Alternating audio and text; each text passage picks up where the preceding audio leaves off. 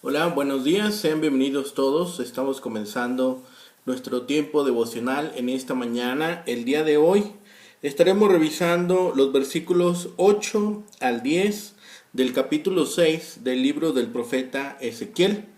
Para nuestro tiempo devocional que hemos titulado Conversión y salvación del remanente en el cautiverio. Conversión y salvación del remanente en el cautiverio. Recuerden que para este tiempo devocional estamos leyendo en dos versiones. Estamos leyendo en la Nueva Traducción Viviente y en la Reina Valera 60. Vamos a hacer primero la lectura en la Reina Valera 60. Dice la palabra de Dios, versículos 8 al 10 del capítulo 6 del libro del profeta Ezequiel.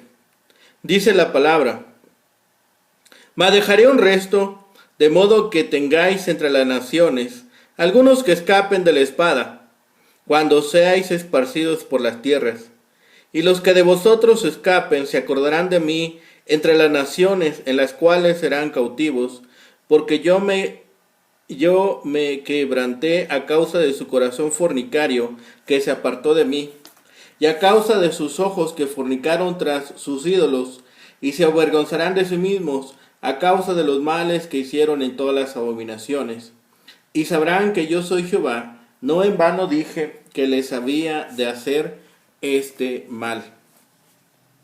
Bien, ahora vamos a leer en la Nueva Traducción Viviente el mismo pasaje, versículos 8 al 10 del capítulo 6 del libro del profeta Ezequiel. Sin embargo, permitiré que algunos de mi pueblo escapen de la destrucción, y esos pocos serán esparcidos entre las naciones del mundo. Luego, cuando estén desterrados entre las naciones, se acordarán de mí, reconocerán cuánto me duele la infidelidad de su corazón y la lujuria de sus ojos que anhelan a sus ídolos. Entonces, al fin, se adorarán a sí mismos por todos sus pecados detestables. Sabrán que solo yo soy el Señor y que hablaba en serio cuando dije que traería esta calamidad sobre ellos. En esta porción, ahora vemos que un remanente será salvado. Un remanente será tomado de este pueblo infiel, de este pueblo que había pecado, que había cometido abominación delante de Dios. Al anunciar el castigo, el Señor promete dejar este remanente esparcido en otras naciones para que se acordaran de su pecado y se avergonzaran. Se repite la frase, y sabrán que yo soy Jehová, 4 veces más en este capítulo. Al ver lo que Dios ha hecho con ellos, dirán y sabrán quién es Dios, y le darán entonces la gloria que se merece. El profeta toma ahora en consideración este tema de los cautivos y su conversión a Jehová. Convencidos por la destrucción acontecida sobre el pueblo y seguros de que éste había sido mandado por Jehová, de acuerdo con el anuncio hecho por sus profetas, el pueblo se arrepiente de su pecado y se da cuenta que Jehová es Dios. Así, una pequeña porción de esta nación sería preservado, sería librado. Estos se acordarían del Señor en su cautiverio y se avergonzarían de sus abominaciones. Yo me quebranté a causa de su corazón fornicario. En traducciones modernas, este versículo 9 se invierte. Por ejemplo, dice: a aquellos a quienes yo haya quebrantado el corazón adúltero, solo un resto del pueblo escapará de la espada, el hambre y la pestilencia. La destrucción de la nación de Israel no iba a significar su total aniquilación, ya que el Señor tenía que cumplir por medio de estos descendientes las promesas que había hecho a Abraham. La destrucción de la nación y la devastación de su tierra sería una lección provechosa y práctica para algunos de los sobrevivientes. El pueblo reconocería al fin que el pecado de la idolatría era la causa de la ira de Dios, que esta era la razón por la cual Dios les estaba castigando y por la cual ahora dejaba caer sobre ellos su ira. Admitiría la justicia del castigo del Señor y reconocería que el Señor no profiere amenazas que luego no las cumple. Esa sería la lección para Israel. La nación se odiaría por haberlo abandonado después de todo lo que había hecho de él, después de todo lo que le había bendecido y después de todas las muestras de amor que había tenido Dios sobre Israel. Al fin, la nación despertaría de este letargo en el cual se encontraba a causa del pecado. En otras palabras, los sobrevivientes iban a admitir que el Señor era y es invariable y soberano Dios del pacto. Ese era el propósito que tenía presente cuando permitió la destrucción, que algunos llegaran a arrepentimiento, que algunos llegaran a este momento donde ellos estaban reconociendo su pecado, que se estaban volviendo de su mal actuar, que se estaban volviendo de sus malas acciones y de sus malos ídolos, y que estaban dejando atrás todo eso, y que ahora estaban volviendo de nuevo al camino del Señor. Dice la palabra, pero algunos serán dejados. En las naciones en que están dispersados se acordarán de mí, y se despreciarán a sí mismos por lo que han hecho, y sabrán que yo soy Jehová.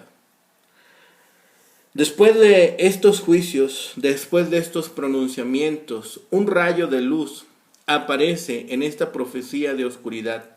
Dios salvaría a un remanente de su pueblo, pero únicamente después de que hubieran aprendido algunas lecciones difíciles. En ocasiones, Dios tiene que quebrantar a una persona para poder conducirla al verdadero arrepentimiento. El pueblo necesitaba nuevas actitudes, pero no cambiarían hasta que Dios quebrantara sus corazones con la humillación, el dolor, el sufrimiento y la derrota. Pensemos también para nosotros. Si anhelamos tanto en nuestro corazón a Dios, como para estar dispuestos a cambiar aquellas áreas que le desagradan, o esperaremos a que Dios nos quebrante, o esperaremos que la ira de Dios nos quebrante hasta ese instante, como lo hizo con la nación de Israel. Estamos dispuestos realmente a seguirle de tal manera para desechar aquellas áreas que no le agradan a Dios o que no hemos estado dispuestos a entregar a Dios. O solamente dejaremos que Dios las toque, que Dios llegue a ese instante de quebrantamiento de nuestra vida para que nosotros reconozcamos que hay un solo Dios. Los pocos cabellos que se salvan están ilustrados en la profecía que hace Ezequiel al raparse el cabello y la barba. Estos son de los que habían sido tomados en sus ropas, y aún esos pequeños que se salvan y que eran preservados en sus ropas están representados en esta porción. También en el capítulo 11 y en el capítulo 14 Dios nos revelará también un remanente. La característica de este remanente es que se acordarían de Dios. El propósito del castigo no es aquí la total aniquilación. El propósito del castigo de Dios es de carácter educativo y redentor, para que sepan que Él es el Dios verdadero, para que sepan que Él es Jehová, para que sepan y recuerden que Él es el Dios del pacto. Esta última frase que aparece aquí en el versículo 7, en el versículo 10, es una de las expresiones más características de Ezequiel y continuamente es usada por él, porque recuerden que Ezequiel solamente iba a hablar cuando recibiera palabra de Dios. En el libro de Ezequiel aparece más de 50 veces y de forma ampliada, como hemos hablado en otras 18 ocasiones más. Así que lo que nos transmite esta porción es que el juicio había triunfado hasta ahora. Pero en estos versículos triunfa la misericordia sobre el juicio. La ruina parece ser universal, pero Dios dice, dejaré un resto, un pequeño remanente. Y es Dios quien lo deja, es Dios quien lo permite, es Dios quien está dispuesto a hacerlo. Un resto Dios lo preservará de la ruina general. Dios lo preservará aún después de sufrir el castigo. No llegaría la aniquilación. Ninguno de los que habían de caer espada alrededor de Jerusalén había de escapar, pues estos confiaban en los muros de la ciudad para su seguridad. Pero algunos de ellos escaparán de la espada de entre las naciones, donde privados de todo otro sostén, se sostendrían únicamente de Dios. Ellos serán la simiente de otra generación, de la cual Jerusalén volverá a florecer. Este sería un resto arrepentido. Y los que de vosotros escapen se acordarán de mí. Donde Dios otorga gracia para arrepentirse, concede también espacio para arrepentirse. Con todo, muchos que disponen del espacio carecen de la gracia. Muchos de los que escapan de la espada no abandonan el pecado, persisten en sus pensamientos, persisten en su terquedad y persisten en su condición. La ocasión de su arrepentimiento es una mezcla de castigo y de misericordia. Fueron llevados cautivos, pero escaparon de la espada en el país de su cautiverio. El arrepentimiento sincero siempre es aceptado por Dios. Aunque seamos conducidos a Él por medio de nuestras aflicciones, más aún, las aflicciones santificadas resultan con frecuencia medios de conversión. La raíz y principio de su arrepentimiento es que se acordarán de Dios de entre las naciones. El hijo pródigo no pensó en la casa de su padre hasta que estuvo a punto de morir de hambre en un país lejano, cuidando de esos cerdos, deseando tener ese alimento que de otra forma se consideraría desperdicio. El hijo pródigo recuerda en ese momento la casa de su padre y dice, iré a él y pediré perdón y le pediré que ya no me tome como su hijo, sino que me tome como a uno de sus trabajadores. Porque dice, aún sus trabajadores tienen mejores condiciones que la que yo en este momento. El recuerdo de esta nación rebelde sería el primer paso para volverse a Dios. Porque se habían apartado de Él, de su palabra. Su palabra había dejado de ser su norma. Su palabra había dejado de ser su obra. Pero ahora el recuerdo de Dios era el primer paso que dieron para volverse a Él. Era el primer paso para volver a apreciar su palabra.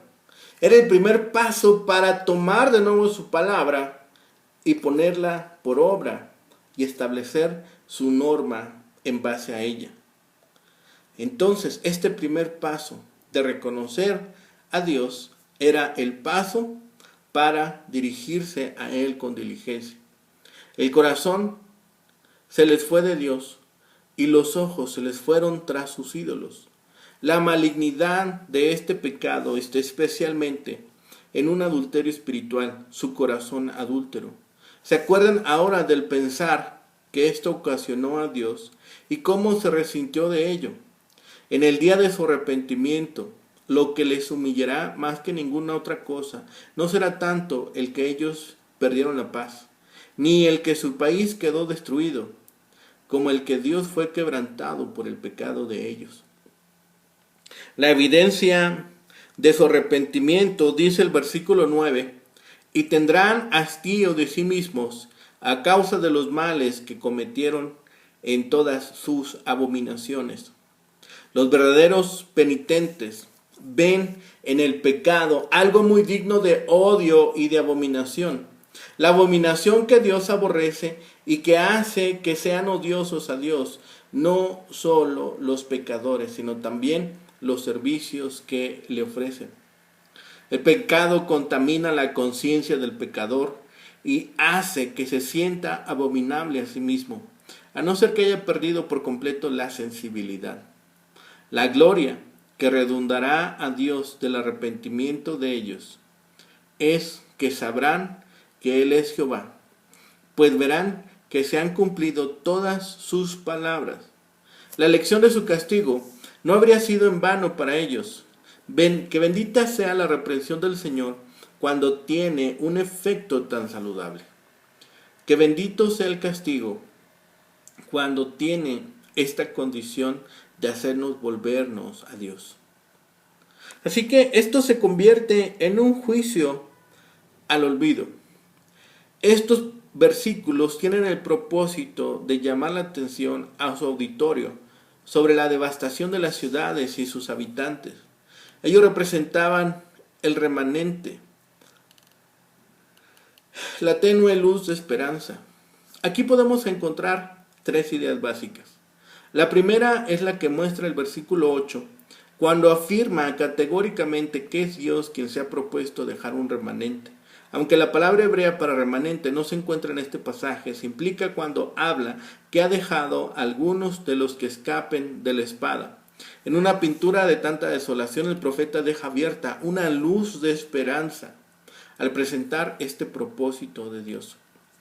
La segunda idea tiene que ver con la actitud de los que escaparon. Ellos se acordarán de mí.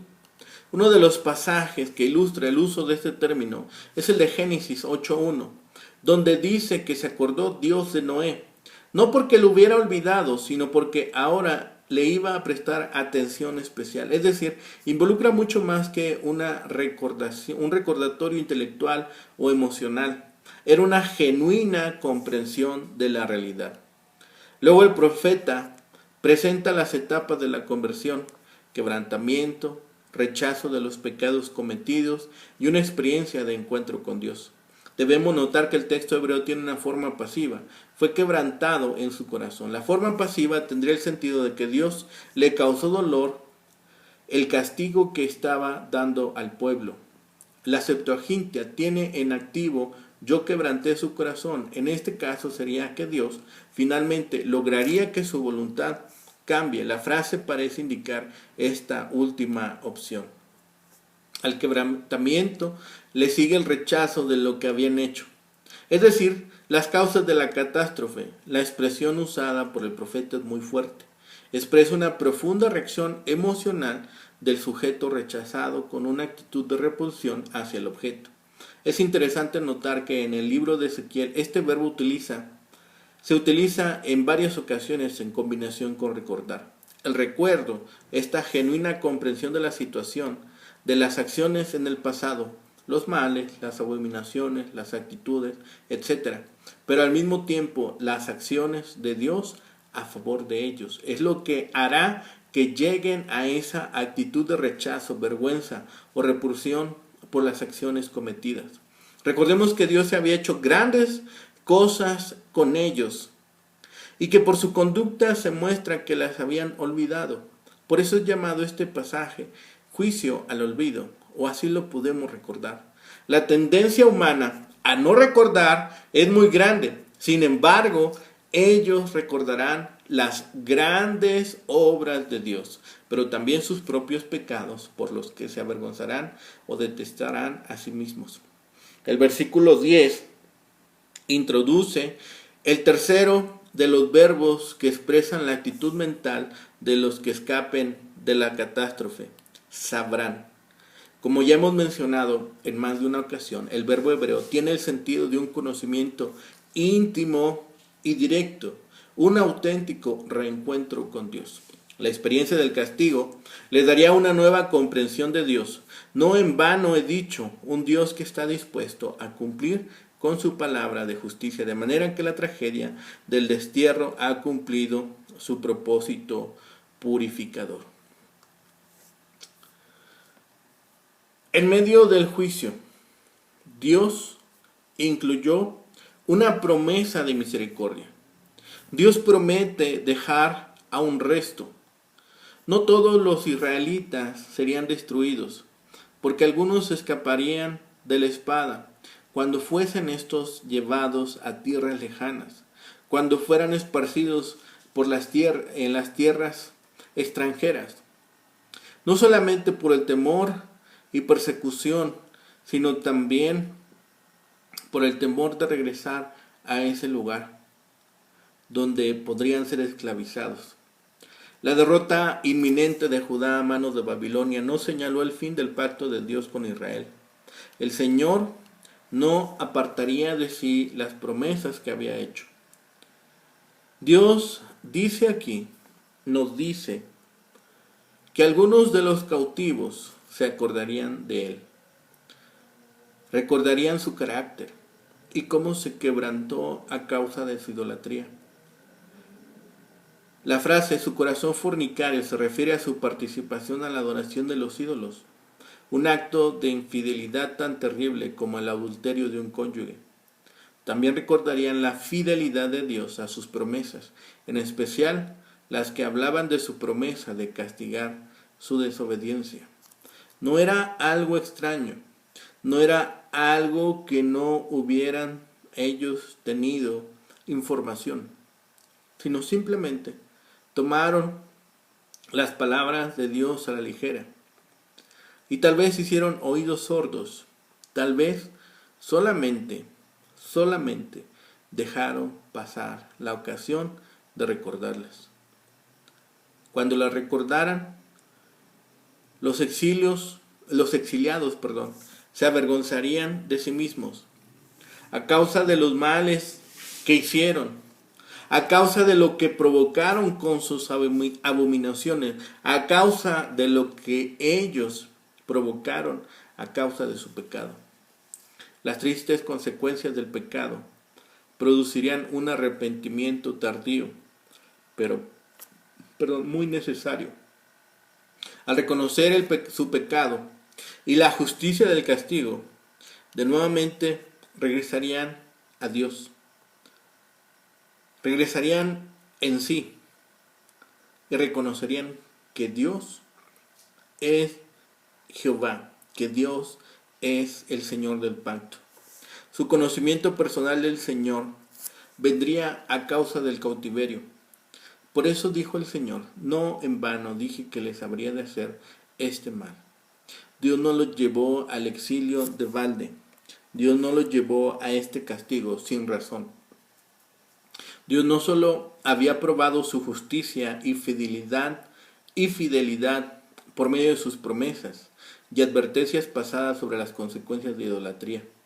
También ahora probaría que es fiel a su palabra, que aún en estos exiliados entre las naciones, Él preservaría un remanente.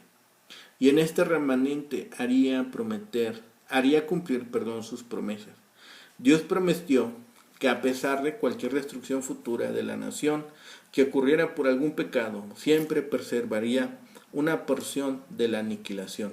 Esto está en Deuteronomio 28, 61 al 64. Deuteronomio 28, 61 al 64. Dice, el Señor te afligirá hasta destruirte con todas las enfermedades, las plagas que existen, aun con las que no se mencionan en este libro de instrucción. Aunque te multipliques tanto como las estrellas del cielo, quedará reducido a unos cuantos porque no quisiste escuchar al Señor tu Dios. Así como el Señor se deleitaba en prosperarte y en multiplicarte, ahora el Señor se deleitará en destruirte.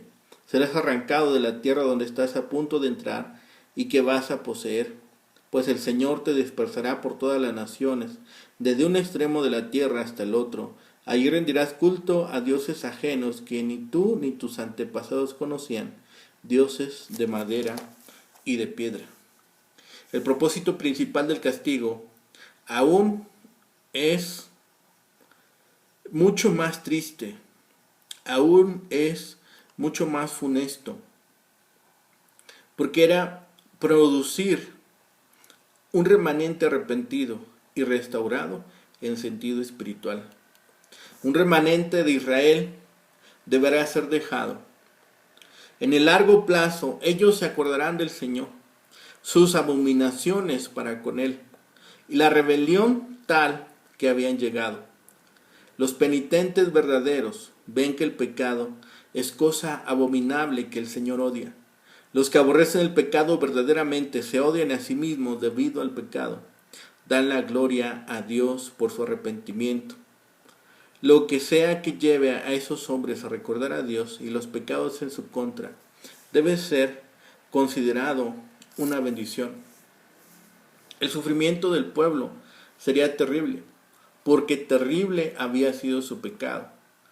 El propósito para esta reprimenda era producir verdaderamente un remanente que se arrepintiera realmente y que buscara de nuevo a Dios.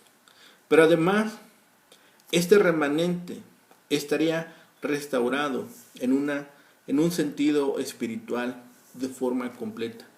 Este remanente sería salvado. Habría una conversión de sus pensamientos, de sus actitudes y de lo importante para ellos. Y de este remanente saldría este remanente salvo, sano y limpio, aún en el cautiverio. El Señor ha dado esta promesa. El Señor había dicho que los esparciría y que estos se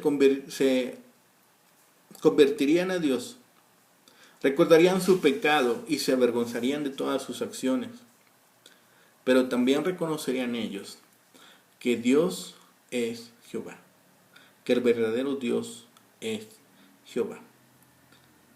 Así que nosotros también tomemos esta lección para nosotros.